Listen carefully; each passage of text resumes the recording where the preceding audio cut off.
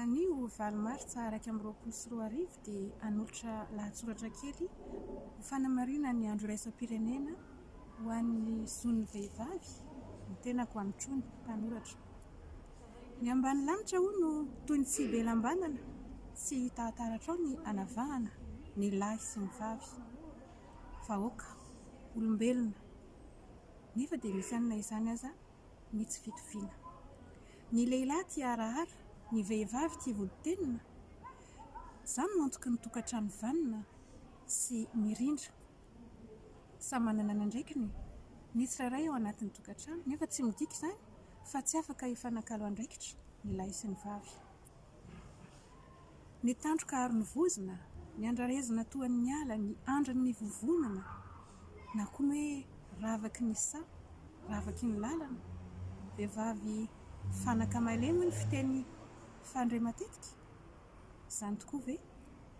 Misy koa ny ilazana ny hoe mpanala volo fotsy, mpatsaka rehefa mahazo zanaka vavikely, ary eo ny lasa fofombady, andefimandry, vazo, vady, na be, na masay, na ranitra, na kely.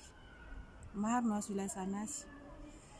Miatrika ny taonjato iainana isika izao, izay manome lanja ny vehivavy bebe kokoa, satria eo amin'ny lafin'ny fanabeazana dia mbola misy ny fahasamihafana. Mila ezaka avy amintsika rehetra izany, na ny fitaizan'ny ray aman-dreny ao tokantrano, indrindrindra ny lahy, fa ny vavy indrindra ihany koa. Ary inona moa izany zo tokony hisitran'ny olombelona rehetra ankoatran'ny fandriam-pahalemana, ny fahalalana, ny fahafahana mamonjy fanabeazana any an-tsekoly, ny fahafahana misakafo, manana trano ialofana, dia ny zo maha-olombelona rehefa tena nojerena. Antenany indrindra ny hiarovantsika ny zon'ny vehivavy mba hananany ny fahaleovantenany, ahafahany manana tokantrano mendrika any aoriana, na koa izay safidiny amin'ny fiainana amin'ny lalana tiany izorana.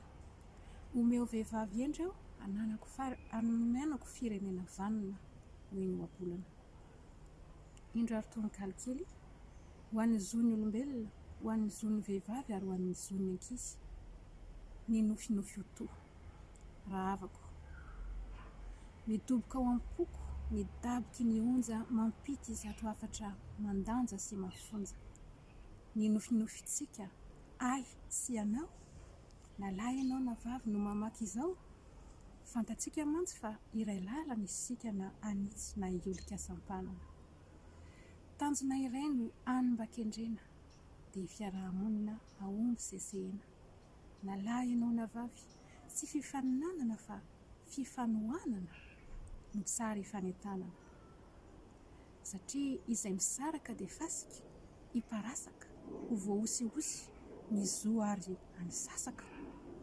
Zon'olombelona no tandrovana tsy hivava, hiandasy hiambavy sy titsoro lalandava. Ny anoy no ampitsovanina, ny anio no ampitsovanina. Mitaiza ny ankizy, tsy hanavaka ny viavy, tsy hanao ambozizy. Fa ny fifanajana, fifanampiana ihany sy ny fifampiarovana no lalana mankany. Midoboka ao am-poko, midaboky ny onja, mampity zato hafatra mandanja sy mafonja. Antrony.